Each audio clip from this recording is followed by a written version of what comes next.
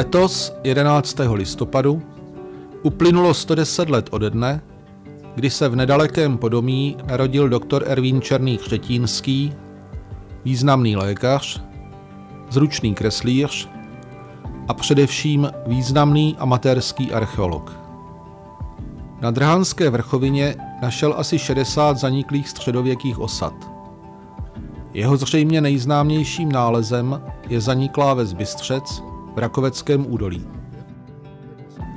V rámci akcí k výročí narození doktora Černého, které organizuje občanské sdružení Barvínek z Podomí, proběhla v neděli 29. října vycházka s komentovanou prohlídkou Bystřece. Průvodcem byl archeolog doktor Ludvík Belkredy, který se na výzkumu této zaniklé vsi podílel 30 let. Nejprve jako student, následně jako vedoucí výzkumu. Krásné počasí, malebná podzimní příroda, zhruba 70 zvídavých účastníků a k tomu poutavé vyprávění doktora Belkredyho.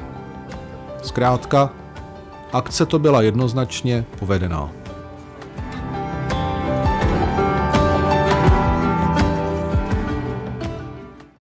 Hned od začátku bylo vidět u těch baráků nánosy písků. A pak zřejmě při nějakých větších bouřkách najednou přišel velikánský příval a ty domy v těchto místech úplně smetl. Ačkoliv tady, jak vidíte, ty baráky bývaly tak 30, maximálně 50 cm pod zemí, tam jsme je našli 2 metry pod zemí, ty základy. To stojí úplně na potoce, ty první domy, a tady se čím dál tím víc vzdalují na té straně od potoka.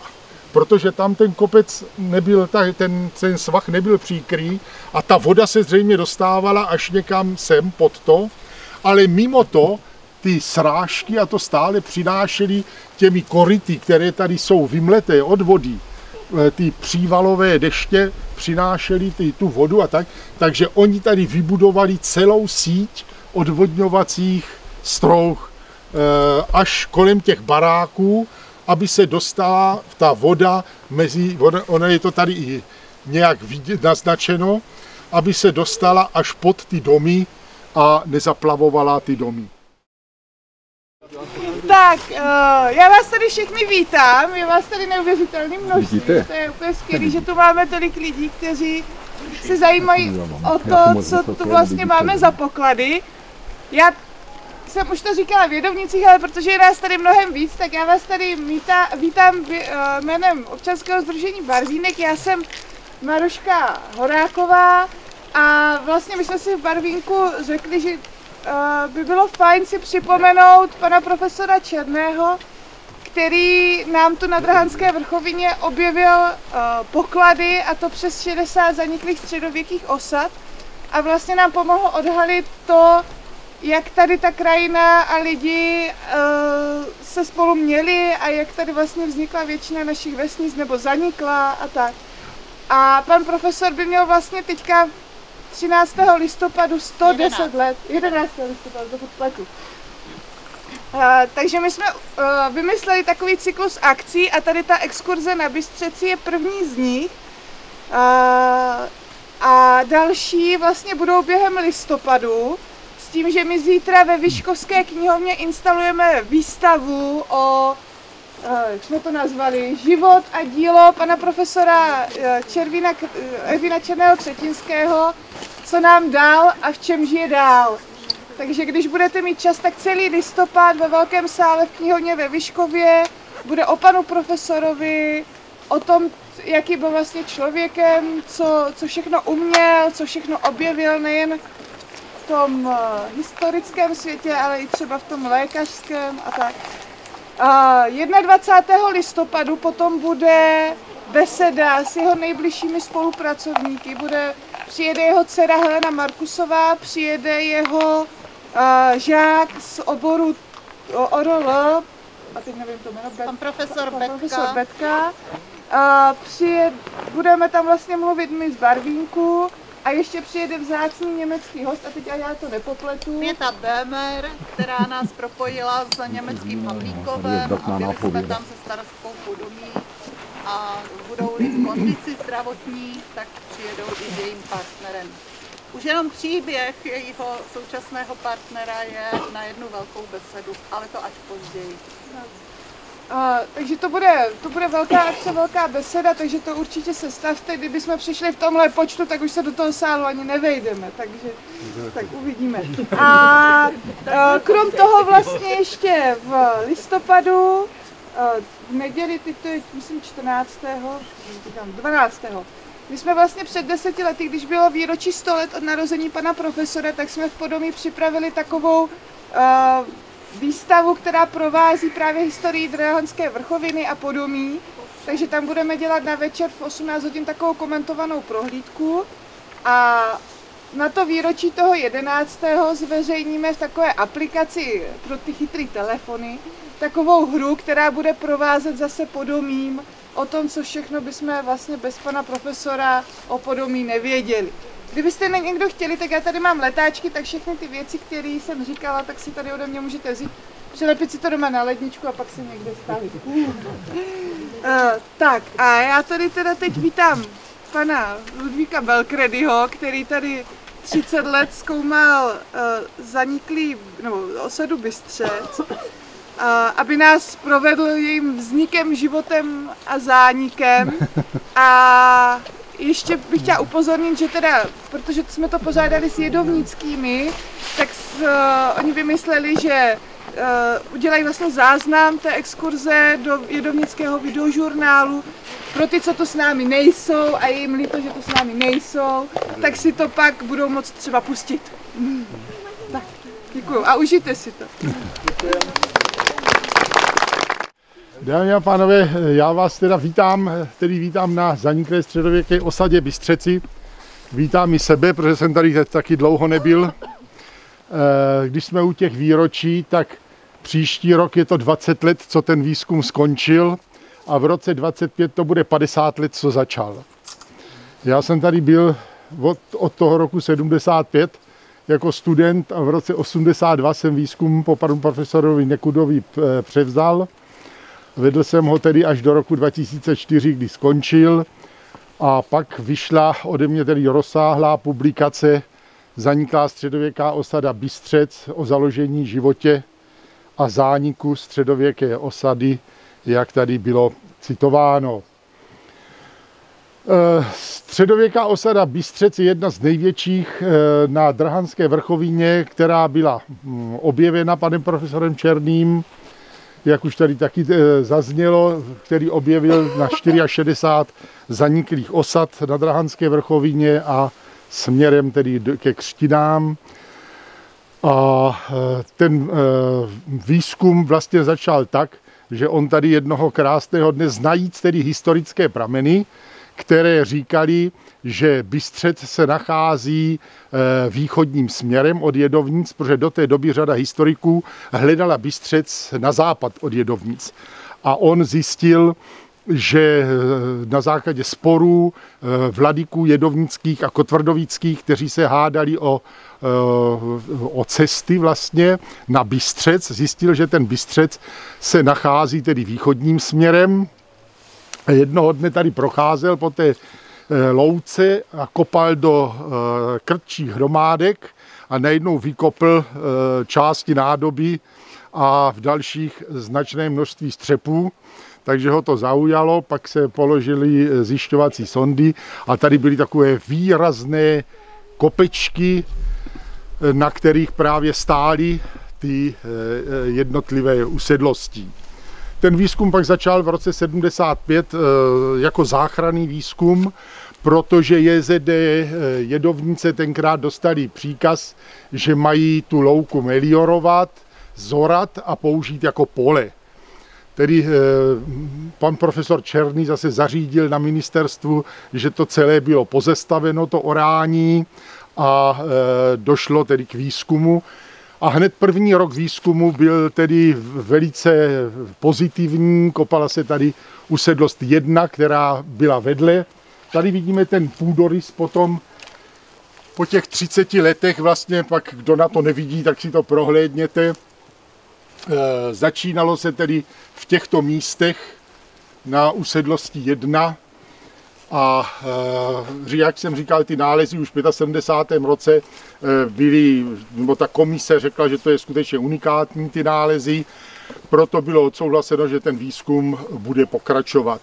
Že bude pokračovat tak dlouho, to skutečně nikdo netušil a musím říct, že za vydatné podpory pana profesora Černého, který se staral o to, aby ten výzkum opravdu proběhl v celé té velikosti, že byla prozkoumána nejen celá louka, kde se nakonec objevilo tedy 19 usedlostí a řada dalších hospodářských zařízení, která zřejmě sloužila celé vesnici, ale i okolní zařízení, jako on zdokumentoval plužiny, našli jsme tady systémy přívodů a filtrace vody a spoustu dalších naprosto unikátních záležitostí. V té době tady byla naprosto ojedinělá síť nějaká vesnic a Holštejnové celé to svoje území rozdělili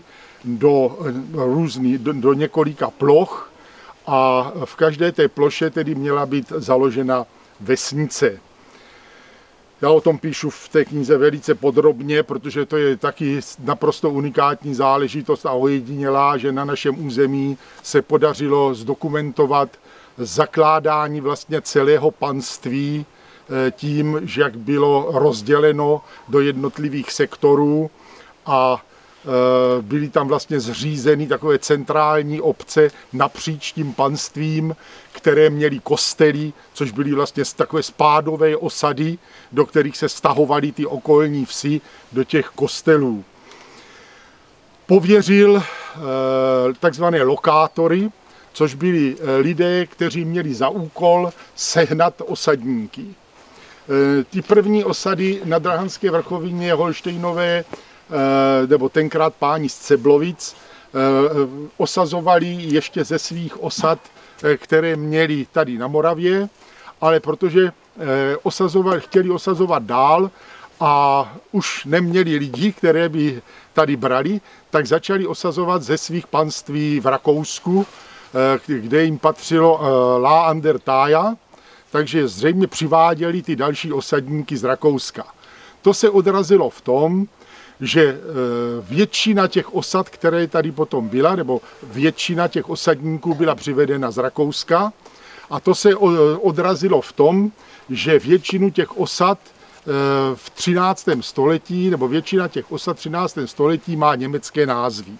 Většinou se to skládá z křestního jména lokátora plus pustina jako Petersschlag, Gottfriedschlag, máte Petrovice, Kotvrdovice, Ulreichschlag. Bystřec se jmenoval původně Merinschlag. A na Bystřeci se stala jedna naprosto unikátní záležitost, že původní osídlení Bystřece se koncentrovalo do tohoto místa. Ty vesnice nezakládalo moc lidí. To byly třeba 2, 3, 4 rodiny, kteří přišli založit tu vesnici. A také tady to založili pouze 2 usedlosti tady, možná naproti. A oni začali odlesňovat lesy, aby vytvořili pole samozřejmě. No a když odlesnili tamhle ty vrchy, tak si moc nevšimli, že je tam písečné podloží a někdy po 20-30 letech přišla nějaká, už hned od začátku bylo vidět u těch baráků nánosy písků. A pak zřejmě při nějakých větších bouřkách najednou přišel velikánský příval a ty domy v těchto místech úplně smetl. A ačkoliv tady, jak vidíte, ty baráky bývaly tak 30, maximálně 50 cm pod zemí, tam jsme je našli 2 metry pod zemí, ty základy. Čili tam došlo vlastně už ve středověku k takové celkem katastrofě, že ty baráky byly smetené. Ovšem oni tím tu kolonizaci nezastavili, samozřejmě už tady měli za těch 20 let vyzdářené lesy, měli tady založená pole. a přestěhovali to všecko směrem západním, založili osadu, ale už se nejmenovala Mérinšlák, ale Bystrc, nebo Bystré, Bystříce a podobně, jak je zmiňována. A to je odvozeno právě od té bystré vody, která zlikvidovala ty první usedlosti. No a vesnice se velice úspěšně rozrůstala, takže se dostala zpátky až do té plochy, kde původně začínala, s tou kovárnou, která byla vystrčená s velikou rychtou tady na této straně. No a existovala tak dalších vlastně 150 let, až někdy do roku 1400 nebo 1401, tam to je velice těžko říct, v jakém období se dovídáme, že tedy sousední Kunštáti a Holštejnové byli velice ve sporu a v půhonných knihách se objevují tedy půhony na to, že jeden vypálil druhému osady a nic za to nedostal nebo nedostal náhradu.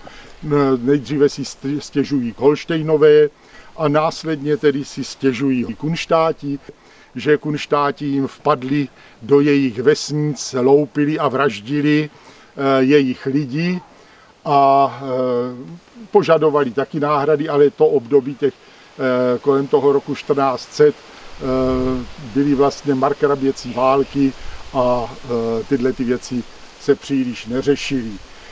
Takže s největší pravděpodobností ta vesnice zanikla někdy na samém počátku 15. století při těchto bojích. A ten zánik, který bylo zajímavé, že jsme ho mohli zdokumentovat velice přesně i na roční období, díky tomu, že jsme nalezli řadu organických materiálů, bych řekl. S největší pravděpodobností bylo požních, což je taky taková logická věc z toho přepadu, protože když už přepadávali, tak z toho chtěli něco mít také, takže loupili to obilí a podobně. Našli jsme plody hrušky, které byly připravené k nějaké úpravě na peci jedné, takže lze odhadovat, že k tomu přepadení došlo zřejmě v září roku 1401. Během toho výzkumu samozřejmě jsme našli tisíce nálezů nejrůznějšího charakteru. A další věc, která je velice důležitá, to je podoba těch usedlostí. To nejstarší osídlení, které jsme nalezli, se koncentruje tady do toho rohu, jak je ten pás, a tam jsme nalezli zemnici s řadou dalších nálezů, která se hlásí do úplného počátku 13. století. Je otázka, jestli to bylo nějaké předchozí osídlení malé, nebo z největší pravděpodobností se jednalo o nějaké předchozí takové malé osídlení, kde tam bydlel někdo, řekněme uhlíř nějaký nebo někdo takový, protože ta keramika, která tam je, se naprosto vymýká všemu ostatnímu, co jsme na Bystřeci nalezli. Nicméně následně se tam objevuje stavení, které mohlo náležet prvním osadníkům nebo tomu lokátorovi, který měl za úkol vlastně tu vesnici osadit, a také vlastně on měl za úkol tam, ne on třeba přímo, ale někoho, koho pověřil, zkusit, jestli tam bude možné žít, bydlet. No a ten lokátor, když bylo osazení vesnice úspěšné, tak se stával rychtářem, obyčejně dědičným rychtářem na té vesnici, měl tam právo výčepní, vybíral daně nebo dávky, se u sebe soustředoval. A to jsme měli zase obrovské štěstí, že na té rychtě jsme našli komoru, kde stálo 5 zásobnicových hrnců, v té době ještě prázdných, který byly zřejmě nachystané na odvod dávek.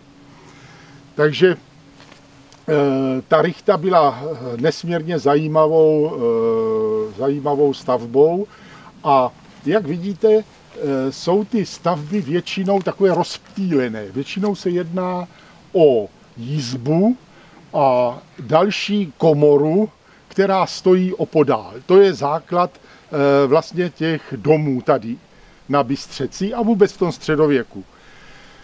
Jedná se samozřejmě o různé postavení té komory vůči jizbě, jestli stála doprava. Tady většinou stály do háku takzvaně, ale postupem času ve 14. století se objevuje ta komora v přímé návaznosti na jizbu, přibližuje se k té jizbě, až se mezi jizbou a komorou vytváří předsíň. A takový dům jsme objevili zde na té 11, který má několik fází. Jak vidíte jizbu a komoru vzadu, nebo tedy komoru vidíme tady před sebou, jizba je tam vzadu a mezi tím byla srubová předsíň, ze které se původně vstupovalo do obou prostor. Tato usedlost má ještě jednu unikátní zvláštnost a je to jediná usedlost, která přežila to vypálení v roce 1401. Po tom roce, nebo po té akci toho vypálení se sem někdo vrátil a protože tato usedlost byla zřejmě nejvhodnější, měla celokamennou komoru, měla tu návaznost, což tenkrát byl zřejmě nejmodernější barák na Bystřeci, takže ten dům postavil znovu. Ten Bystřec ještě byl chvílečku osídlen potom, ovšem už jen tady tím jedním, který neměl pro majitele panství význam vlastně a tak byl následně přesídlen a to bylo vidět v tom, že ten dům, to závěrečná fáze toho domu nezhořela, ale byla opuštěna a zbořena. Teprve po odkrytí dalších vrstev, po podlaze, vlastně, kterou on si tam vytvořil, tak jsme našli ten horizont toho požáru. A ještě jedna zvláštnost tady na té usedlosti je, a to, že si tam zřídil i výheň. Zřídil si tam kovárnu, vlastně výheň, takže v místě, kde byl vstup, ten zazdil a proti peci si postavil výheň, zřejmě z původní kovárny, která byla úplně tam na konci, našel nějaké nástroje a zatímco tedy tam na druhé konci jsme objevili nějaký 2,5 metráku strusky, tady jsme za tím domem objevili 30 kg strusky kovářské, takže je vidět, že on tady nějakou dobu si upravoval nástroje, nějakou dobu tady žil a bez kovárny byl samozřejmě nemožný. Takže si tady i to dělal a jak říkám, následně byl přesídlen, dům zanikl bez požáru a tím byl Bystřec definitivně opuštěn. Teď nevím, co bych ještě... Už nevím, co jsem vždycky vykládal. Tak já se zkusím ptát, jo. No. Jak je to možné, že tady bylo tolik nálezů ve srovnání s jinými osadami, kde se nic takového nedochovalo? No to jsem nastínil vlastně. To je tím požárem samozřejmě. To je tím násilným zánikem. My archeologové máme velice rádi, když se zkoumá něco, co bylo zaniknuté násilím. Protože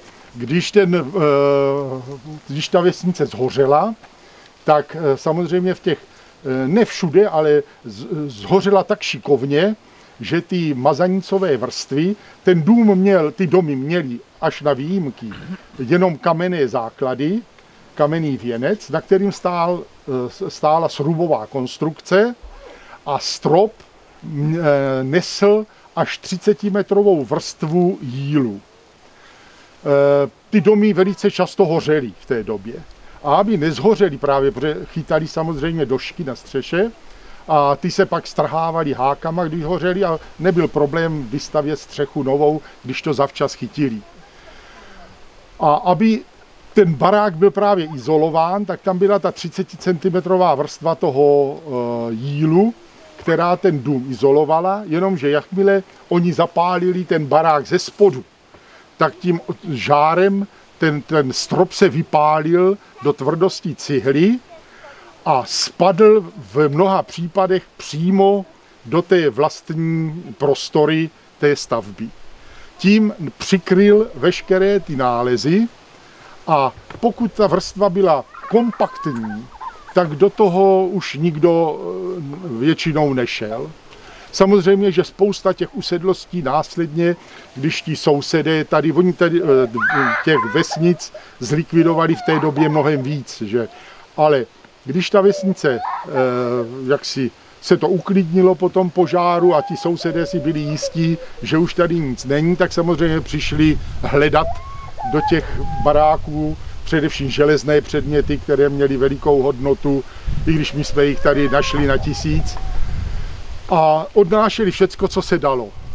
Ale právě díky těm mazanicovým stropům zřícených do prostoru jsme po jejich odklizení našli krásně seřazené hliněné nádoby, tak jak stávaly u pecí. Nejkrásnější tady vedle právě na usedlosti 4 úplně na konci. Tam byla celá souprava nádob, úplně zachovaných. A pod pokličkou jedné té nádoby byly kroupy připravené k jídlu. I po těch 600 letech. Takže ona byla svého času, někdy 2014 tuším, byla velká výstava v Moravském zemském muzeu věnovaná Bystřecí a tam byla řada rekonstrukcí těch nálezových situací. Tomu zániku je ještě možný říct jednu věc, že se nám podařilo jednak víme na základě písemných pramenů a jednak na základě archeologických nálezů víme, že s největší pravděpodobností, nebo ta posádka, která ty vesnice přepadala, byla rozdělená do 3 skupin. První skupina měla za úkol likvidovat odpor obyvatel té vesnice. To znamená, pokud kdo neutekl, tak ho pozabíjeli. Většinou ono to zabíjení zase nebylo typické. Většinou ti lidi stačili utíct, takže se mluví o tom jenom, že ten, kdo to přepadl, vypálil a vykradl tu vesnici. Takže ta první skupina likvidovala ten odpor a zajímavé je, že jediné místo, kde jsme našli nějaký střed, nějaký zřejmě odpor těch vesničanů, byl právě ten prostor Rychty, kde jsme nalezli řadu šípek do kuší a některé další napínák, kuše, kopí a další, dokonce část brnění rukavice. Prostě řadu militárií a s největší pravděpodobností ti vesničané, pokud mohli, tak se soustředili v té Rychtě, která byla možná nějakým způsobem i obehnaná, bylo tam nejvíce usedlostí, domů a tam se snažili možná klást nějaký odpor. Pak jsme tady našli ještě jednu velice zajímavou věc, a to v té studni na usedlosti 10, kde ten majitel se snažil ty nejhezčí, co měl, především klíče, bylo to takový trošku naivní, že zřejmě zamkl ty stodoly, co měl, ty kůlny a hodil ty klíče do studny. Do té studny pak naházel všechny velké železné předměty, co měl. A tam jsme je tedy po 600 letech v nádherném stavu nalezli, protože v tom bahně dole za nepřístupu vzduchu se nádherně zachovali. Nicméně ještě nádobu s pražskými groši ukryl do hnoja, takže měl chvilku času na to, když ten přepad přišel, aspoň nějaké věci se snažit ukrýt, domnění, že tedy přežije, ale nepřežil, jak bylo vidět, protože už ty předměty nikdo nevyzdvihl.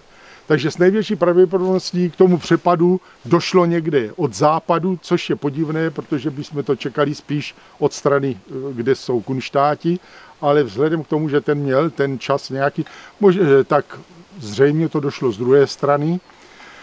Teď, jak jsem řekl, ta první skupina likvidovala odpor a druhá skupina odháněla dobytek. To znamená, soustředili se na to, aby vytvořili nějaké stádo, odháněli dobytek a pak přišla třetí skupina, která zapalovala baráky. Takže po nějaké hodině, těžko říct, jak dlouho to trvalo, asi moc dlouho ne, bylo po vesnici. Takže tohle to byl osud Bystřece někdy kolem toho začátku 15. století. Zmínil jste, že tady došlo k těm mordům. Kolik kosterních pozůstatků tady bylo? Ne, kosterní pozůstatky se tady nenalezly žádné, dokonce ani zvířecí, což je celkem unikátní, protože jinak jsou to stovky nebo tisíce nálezů. A tady jsme nacházeli jenom kostní moučku, protože tady je tak agresivní půda, která ty kosti úplně likviduje. Kolik obyvatel měla Bystřec ve srovnání s ostatními středověkými zaniklými osadami? Jak už jsem říkal, tady ta osada zřejmě byla největší, kromě třeba Jedovnic, řekněme,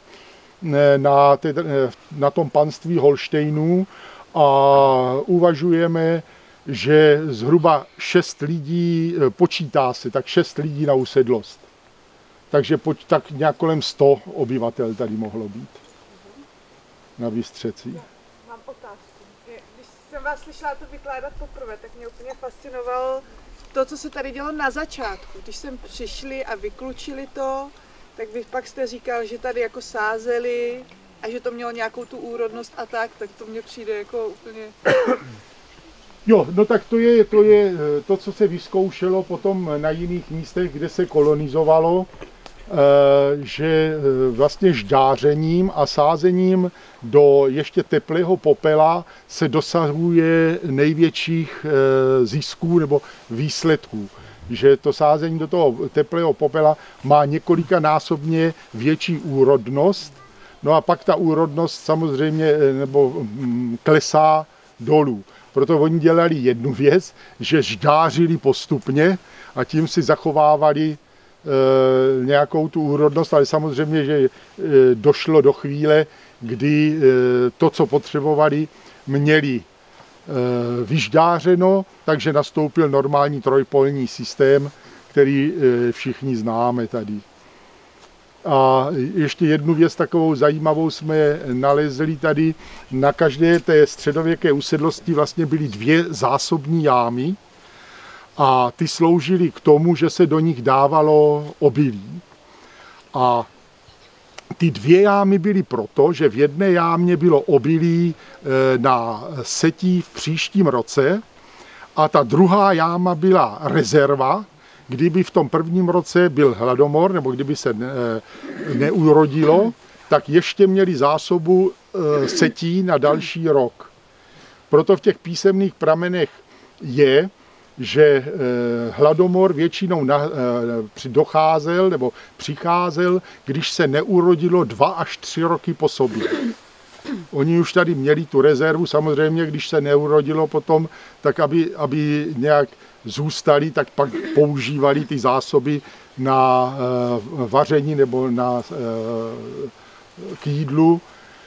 Ale tady na tom Bystřeci opravdu jsme si to potvrdili. Ty zásobní jámy se používaly na vesnicích běžně v 19. století celém. Tam se uchovávalo to obilí vlastně za nepřístupu vzduchu. Ten vrch většinou se vypálila ta jáma, nebo vyložila, našli jsme tady dokonce vyložený dřevem krásně. Ten vrch se musel pevně udusat, zabezpečit několika vrstvami různých větví a hlíny a nesměl se tam dostat vzduch, protože v tom okamžiku by se to zrní samozřejmě zničilo. A to zrní produkuje v tomhletom stavu takový plyn, že se do něho nedostanou ani hraboši. Oni by tam, kdyby tam vlezli do toho vlastně, tak je to zabije. Jo, takže takhle se skutečně to zrní dalo uchovávat i desítky let a v klíčícím stavu. Že když se pak použilo, tak bylo možné ho použít ke klíčení a je známo, že třeba Napoleon měl jednotku, kterou posílal před svými vojsky a hlavně v zimním období vyhledávali tyto jámy, protože tam samozřejmě ty jámy produkovaly teplo, takže na nich tál sníh. Takže bylo to poměrně jednoduché, když toho sněhu nebylo mnoho, ty jámy vyhledat v těch vesnicích. Samozřejmě z toho ti obyvatelé moc velkou radost neměli, takže je různě se snažili ukrývat potom v objektech a podobně. No. Z těch nálezů, které jsme tady nalezli o těch militáriích, jsem se už zmínil. Kromě těch profesionálních militárií jsme tady našli i šipky do luků, které byly vyrobeny po domácku, zřejmě jaksi k pytlačení, protože poddaní neměli právo lovit a za to byly velice přísné tresty, nicméně samozřejmě, že se pytlačilo. Takže jsme tady našli i tyhle drobné šipky, kterými si pomáhali zřejmě nějaké ptactvo a podobně ulovit. Pak samozřejmě tady je obrovské množství kuchyňského různého materiálu, především té keramiky, ale i kovových předmětů. Ve středověku se používal ten kůň, nebo ty koně, kteří tahli vůz, tak ten sedlák seděl na tom koni a řídil ho, takže jsme nalezli ostruhy, spousty podkov, bych řekl stovky podkov i kravských, součástí vozů. Teď nevím, to je tak obrovské množství materiálu, že nevím, co bych ještě zmínil. Samozřejmě my jsme dělali metalografické rozbory u spousty kovových předmětů a tady na Bystřeci jsme nenalezli jediný předmět, který by byl vyroben přímo z železa, jako z rudy. Všechny předměty, které jsme nalezli, byly vyrobeny překováním, skováním několika předmětů a podobně. Čili ten předmět, jak jsem říkal, tak třeba tam jsme nalezli rýč v té studni, jo? Právě ty součásti vozu a tyhle ty věci. A pokud se nějaký předmět rozbil, pokazil, že ho nebylo možné použít, tak se dal kovářovi a on jim z toho vyrobil něco jiného. Většinou samozřejmě z velkých předmětů se dělali malé, až to bylo tak malé, že z toho šel vyrobit akorát hřebík. Takže hřebík byla ta poslední fáze toho zpracování toho kovu. Já už opravdu nevím. Ještě to tak jako dobře, jo, to jsme všichni lajci tady. Jednou se vás někdo ptal, když tam ještě, že vás mám teda. Já jsem si četla všechny ty moje poznámky ráno. Já jsem tady byla už několikrát s panem Belkrem. Jednou se vás někdo ptal, co si dávali do těch okýnek, když tam měli okýnka, aby jim tam netahlo. Teď přece sklo. Ne, dávali tam rybí měchýře, no, do těch oken. A většinou, pokud to bylo možné, tak samozřejmě měli okenice, ale natahovali si tam rybí měchýře. No. Takže lokátor měl přijít mnohem dřív, aby si to tady připravil. To jsem říkal, no, že ti lokátoři tady posílali, aby vyzkoušeli. Samozřejmě všechny ty vesnice jsou na potocích, protože voda je základem. My, když jsme sem přišli, já nevím, kolik je tady lidí, kteří pamatují tu vesnici nebo tu louku před rokem 80. Tady protékal potok v takových meandrech, zhruba plus minus 5-10 metrů po celém tom údolí se takhle kroutil. No a oni někdy v tom 79. roce ho takhle narovnali, no a tím ta voda skoro zmizela. ten pramen, který byl nahoře, tak ho vydláždili, pak do něho spadl nákladák a bylo po potoce. A teď ještě já jsem tady uviděla kolegyni, která učí na Richtě pod Lipkou, tak jsem ještě trošku jako podtrhnout takový ten dopad toho odlesnění. Já vím, že když jste poprvé to vyprávěl, tak jste říkal, všechno už jsme měli prozkoumané, všechno už bylo zapsané, zmapované a ještě jsme si sem pozvali s takovým tím detektorem. Ne, vy myslíte geofyziky. No a že vám to tam pořád pípalo kdesi a už jste to to jsem v podstatě říkal, že to byl ten začátek té vsi, kdy došlo k té přírodní katastrofě. Při tom odlesnění, že to pak spláchl ty původní baráky. A jinak my jsme teda začínali v 75. roce, já jsem tady byl jako student v té době u pana profesora Nekudy, tím, že se ještě kopalo, že se udělala sonda a ty baráky se hledaly. My v tom 75. roce jsme měli štěstí, že jsme skutečně zachytili střed té usedlosti 1 a v 76. roce jsme strávili pomalu celou sezonu tím, že jsme hledali další usedlost, takže jsme pokládali sondy, až jsme došli o pěkný kus dál k té usedlosti 2, kde tedy byl potom ty nejstarší nálezy v té zemnici. Od roku, pak byla pauza, 77, mělo Moravské muzeum nějaké problémy s výzkumy, takže vlastně se kopalo jenom minimálně a ten výzkum pak pokračoval až od roku 81. A jak jsem říkal, 82 jsem ho převzal já a to jsme ještě dodělávali tu 2 a někdy v 83-4 už se u nás velice rozšířil průzkum pomocí geofyziky, takže já jsem hned kontaktoval tehdejší geofyzikální ústav, kde už bylo specializované oddělení pro vlastně věnované archeologům, protože ti geofyzici tenkrát měli velkou spolupráci s egyptologickým ústavem a i pro zahraniční archeologii v Egyptě zaměřovali tady ty lokality, takže jsem oslovil je v 83. nebo 4. roce a oni nám zmapovali celý Bystřec vlastně. Takže my jsme od toho roku 85, kdy to celé jsem dostal do ruk, nebo 84, říkám, nevím už přesně, věděli úplně přesně, kde se nacházejí jednotlivé domy. Takže od té doby jsme už šli úplně přesně a věděli jsme, nemuseli jsme kopat, když tak jsme kopali mezi těmi usedlostmi jen pro kontrolu, když se tam objevila třeba hlavně na druhé straně mezi jednotlivými domy byly odvodňovací sítě.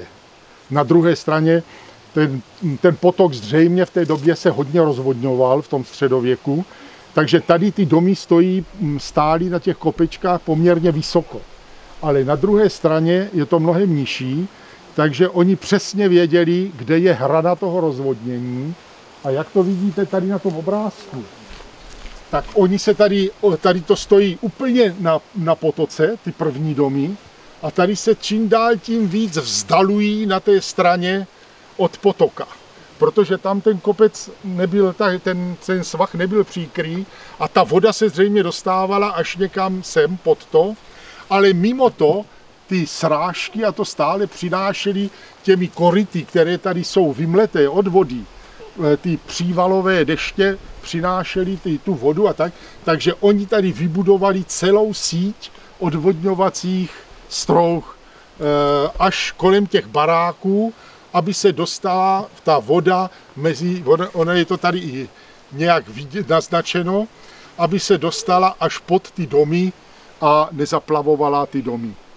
V mnoha případech dokonce se snažili potom vrstvama kamení a hlíny se dostat trošku výš z toho záplavového území. Nikdo jako dnes si nestavěl barák tady dole u potoka, protože by to hned první voda spláchla. Takže v tom středověku byli trošičku inteligentnější v tomhle směru. Takže já vám asi děkuji, pokud nemáte žádné dotazy. Popovídali jsme. Můžete podívat ještě v té studní? Můžeme, samozřejmě. Případně, jestli si troufnete ten protipovodňový vál, že bychom přišli válku. A ještě tak je? Samozřejmě, že procházet se můžete až jak chcete. Tak tam já pak můžu odvést tu skupinu. Že byla nějak propojená s těma okolníma vesnicema.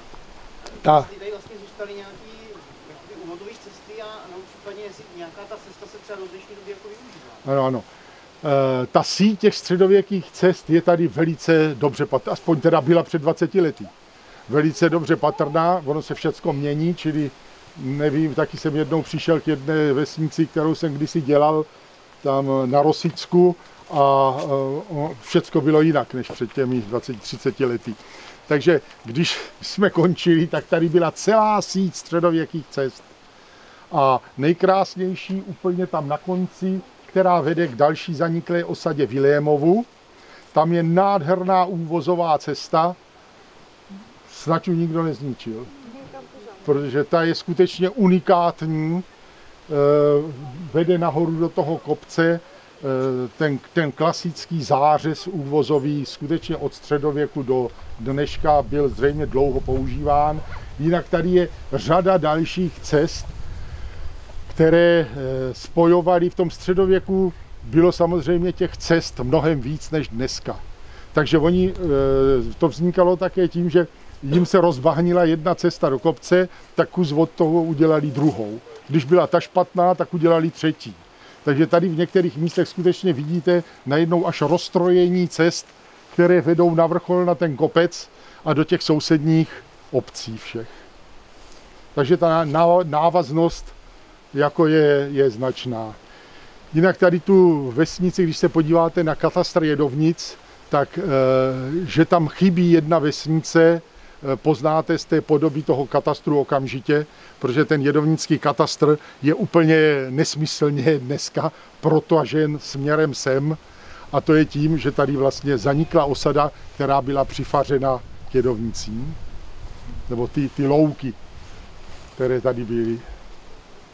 To je, jak je upodobní ten zbytek po Hamlíkově, že to taky tak ho obklíčuje. Vlastně je to u Ruprechtová, ale patří to do katastru podobný. No a teď, pokud bychom zašli teda k těm dalším vesnicím, které tady byly, tak to založení té vesnice mělo velice přesné parametry. Jo, každý měl dostat takzvaný franský lán, což bylo tuším 21 hektarů a k tomu samozřejmě odpovídající tu plužinu, která většinou navazovala. Ale tady, pokud se podíváme na ty další vesnice, které tady vznikaly, tak Bystřec je snad jediná, která tomu odpovídá, že skutečně tady bylo těch 21 až 23 hektarů na usedlost. Jinak některé ty vesnice, ty plužiny mají třeba jenom 4-5 hektarů a také v návaznosti na to třeba byly ty 4, jak jsem říkal, že to zakládali 2-4 rodiny, tak ta vesnice s těmi 4 rodinami okamžitě také zanikla. Protože některé ty vesnice byly založeny v naprosto nesmyslných místech. Já si teď nevzpomínám, protože na spoustě těch vesnic jsem byl. Vím, že jedna ta vesnice je založena sice podél potoka, na jednu stranu je rovina a na druhé je prudký kopec, pod kterou se krčí ty dvě stavby naproti další dvě a to zaniklo téměř okamžitě. Můžu se já ještě zeptat za jedovnický divadelníky, protože jsme to téma měli zapracovaný do jedné naší hry. Ano, viděl jsem ji. Ano, a já si právě chci zeptat, jestli jste byl víc zděšen, anebo... Ne, bylo to velice pěkné. Jo. Ano, bylo to velice pěkné.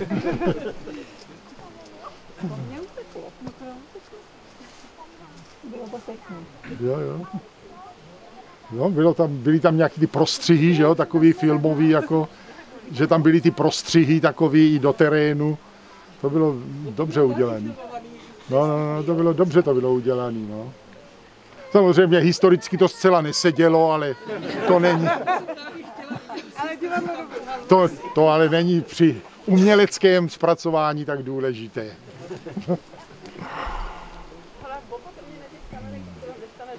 Takže my jsme tady potom na konci, musím říct, že nám velice vyšel vstříc tehdejší starosta Jelínek, se jmenoval Jelínek, jo? Ještě si to pamatuju celkem, že my jsme ho požádali, jestli by nebylo možné s jejich spolupráci nějak aspoň 2 ty nejzajímavější usedlosti, které nebudou vadit půdnímu obdělávání, protože musím říct, že po roce 95 nějak nás tady nový pan ředitel jezer dost masíroval, aby jsme odešli. A nicméně nakonec došlo k nějaké dohodě, že tedy ten výzkum ještě dalších 9 let trval a dokončili jsme ho celý. No a teda s panem starostou jsme se dohodli, že bychom, a i s tím Julínek, myslím se jmenoval, jo? A se pamatuju po těch 40 letech. 2 ty usedlosti rekonstruovali, které by nevadily až tak tomu obdělávání. A právě ty 2 bych řekl nejzajímavější, protože Rychta ta nepřicházela v úvahu, ta byla uprostřed té louky. Takže to jsem zase nechtěl až tak dráždit. Takže jsme vybrali 2 usedlosti, které vybíhaly vlastně z toho kraje a které byly nějak zajímavé. A to byla ta jediná trojdílná stavba, navíc, která přežila to vypálení. A to je tady ta usedlost 11. A pak největší statek na Bystřecí, usedlost 10, který je tam vzadu, který skutečně, to je další velice zajímavá věc, jak se za těch 200 let nebo 150 let existence Bystřece majetně rozdělili ti usedlosti. To startovní, na té startovní čáře všechny ti lidi měli stejné podmínky. Dostali kus pole, dostali prostě takzvané ty lhotní léta, ty první léta, než to nevyklučili, než to osázeli plodinami, než to začalo dávat úrodu, aby se uživili, tak je musel živit ten lokátor. A potom vlastně teprve měli nějaké období, kdy nemuseli nic odvádět. Neplatili daně, neplatili desátek. Až po několika letech, obyčejně 5-6 let, až začali plodit ta pole a to tak začali normálně to odvádět. Takže ta startovní čára byla stejná, samozřejmě, že někdo mohl dostat kamenitější půdu, někdo lepší, ale za těch 150 let tady vidíme obrovské majetkové rozdíly. Když se podíváte na ty statky, tak skutečně tady některé ty statky mají jeden domeček a nějakou zásobní jámu, to je všecko. Většina má 1 nebo 2 komory, ale jsou tady statky, jako je ta 10, asi se 4 dalšími komorami a dalším ohrazeným prostorem, který tedy se stal nějaký majetnější. I tady ta 1 byla veliká, 2 vedle. To byly statky skutečně nadstandardní. Takže je vidět, že tady nějak možná skutečně aktivitou těch lidí a možná tedy i určitými podmínkami došlo k veliké majetkovým rozdílům. Tak a teď, jestli se chcete podívat tam k té usedlosti 10, jak jsem říkal, takže s tím panem starostou jsme se tady dohodli na tom, že by bylo možné, jestli by bylo možné tedy 2 ty usedlosti rekonstruovat, aby tady po tom 30letém výzkumu něco zbylo. On nám vyšel tedy vstříc v to, že tady sehnal i lidi, kteří uměli pracovat s kamenem, takže tady ve spolupráci s námi jsme to spravovali. Musím říct, že ty první roky se nám úplně to nedařilo, že se nám to pořád rozpadalo a podobně, ale během nějakých 2-3 let se to dostalo do takového stavu, takže já tady jsem zase po nějakém čase a jsem velice rád, že vidím, že to drží a že je to možné tedy prezentovat. Ta šířka těch základů odpovídá. Ano, to je přesně. A ty ty základy ale nebyly kamenný, že? Byly. Teda, takhle byly a pak na tom byl ten Ale na srub. hlinu. Na hlinu. No samozřejmě. A pak byl ten srub, jakoby. No tady ta komora právě, jak jsem říkal, byla celokamenná. Jinak to bylo všecko, většinou komory totiž byly kůlové. Ta jizba, ta byla srubová, to znamená kamenný věnec a na tom srub, ale spousta komor měla kůlovou konstrukci, propletenou, omazanou hlínou, to byla většina komor. Výjimečně se tedy setkáváme i se zděnou komorou a třeba ta desítka tam měla všechny stavby takhle na takovém základě, kamenem se srubovou konstrukcí. Koho by to zajímalo podrobněji, tak pan Balkredy k tomu vydal knihu. Kdyby byla lehčí, tak bych ji donesla v batonu. Ale ona je takhle tlustá, větší než A4. Má 3 kila. No. 3 kila. Nevím, jestli je ještě ke koupi, ale určitě je v knihovnách a oni tam nemají záznamy jenom historické, ale koho zajímá třeba pilová analýza, tak ji tam najde taky. Zjistíte, co tady v té době rostlo, co pěstovali. Samozřejmě tam je spousta těch rozborů, tam nejsou jenom rozbory želez metalografický nebo půdní, tam jsou rozbory ty pilové analýzy a podobně. A právě u těch pilových analýz z těch vrstev, které se přehnala ta povodeň, tak ty jednotlivé vrstvy krásně dokumentují tu situaci před tou kolonizací, kde tady byl nějaký bukový les, pak to období, kdy je ta kolonizace, kdy se objevuje obilí a podobně, a pak vrstva náletových dřevin, včetně chrpí, kopřiv a podobně na těch zaniklých barácích.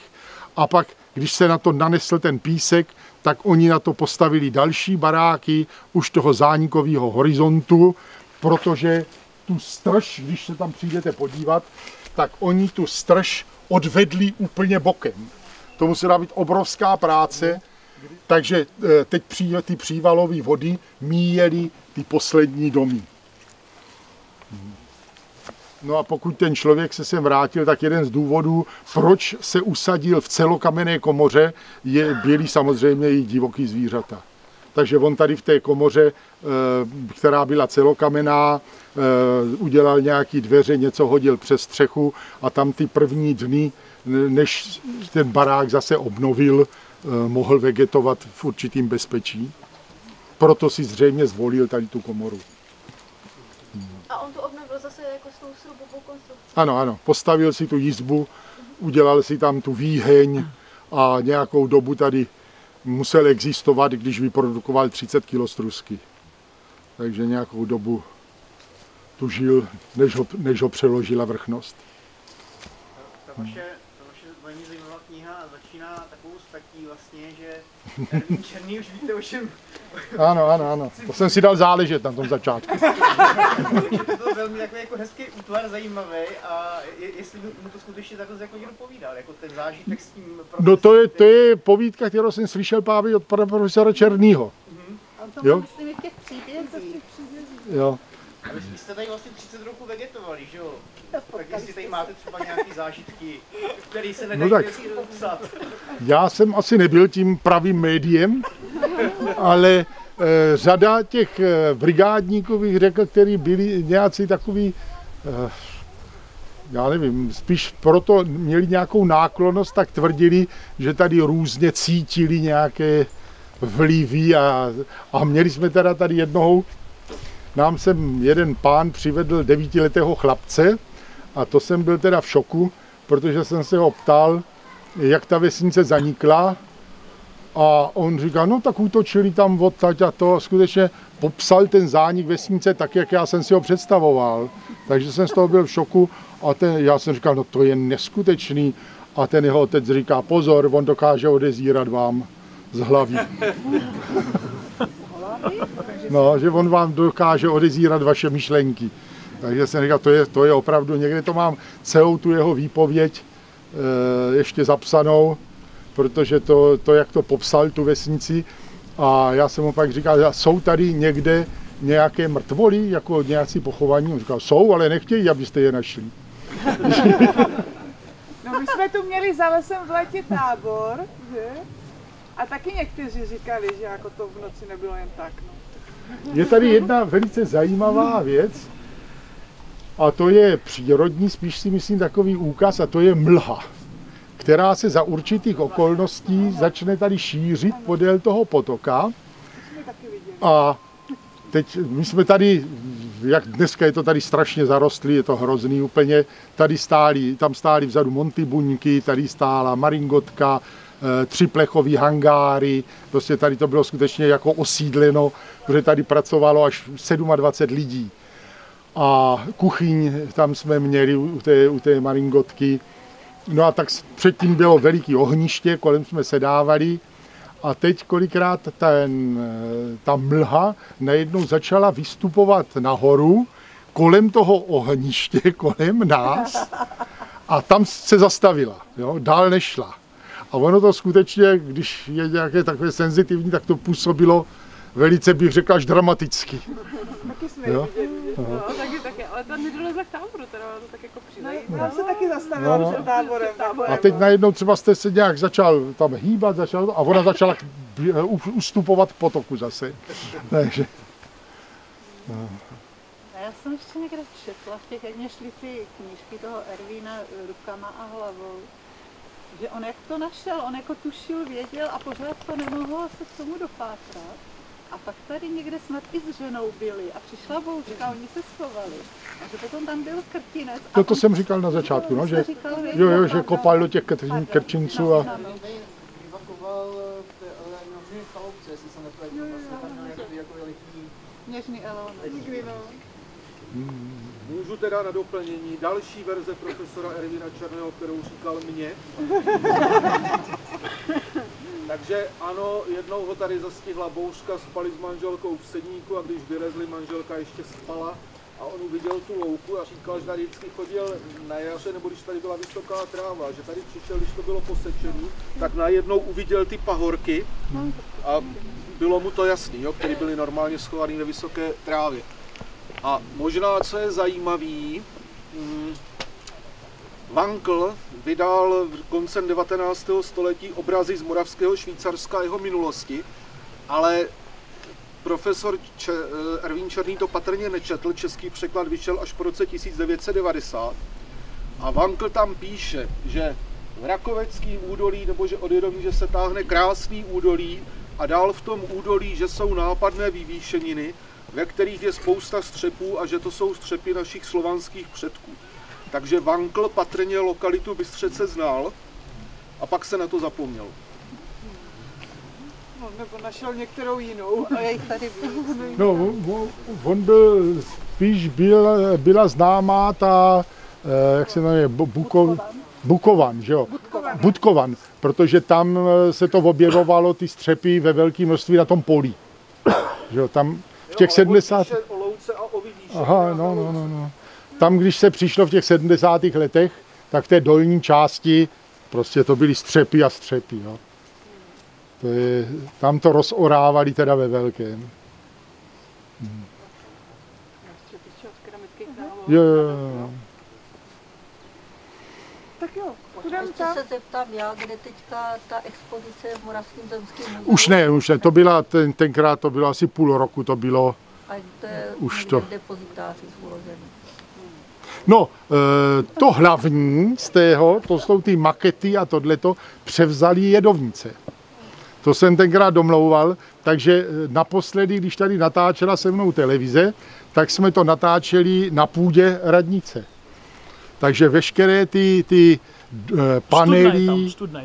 panely, ty makety, to všecko bylo nahoře na radnici na půdě. Z toho se právě by se dala udělat krásná výstava, když by byla plocha, protože to bylo asi ve 3 velkých sálech, tenkrát ale s nálezama samozřejmě. Ty nálezy zůstaly v muzeu, nicméně tady jsou veškeré ty další doprovodné věci. Tak můžeme na tu desítku, já než Půjdeme na desku. Holky začínají stavět. A kdo bude pak chtít, tak já vás pak můžu provést tou druhou stranou. Tam, jo, jak je ta strouha. Tu strouhu a pak ten vodovod. No. Ještě je to vidět, ten kanál, jo, tam. Vykopaný pramen do skály, vytesaný, a odtud byl rozvod vody do těch 3 usedlostí úplně tady na konci. Vlastně obnovili jsme ty toky a byli v těch kanálech, protože té vody nebylo moc, tak oni do těch kanálů tu vodu přepouštěli, takže v každém tom kanálu byl kámen, který vždycky zadělali a teklo to do jednoho baráku. Pak to vyměnili, teklo to do druhého baráku. Oni měli zavodňování i odvodňování. Tím pramenem jsou milíře. Taky jsou tam milíře, no to je pozdějšího původu. No. Vy mohli hasit v případě, se jim to rozhořelo a vy mohli hasit. Já si myslím, že to je až z doby, kdy tady vznikaly ty hutě. No, tak tam se dá do dneška vybrat uhlí ještě. Ano, tam byly vrstvy.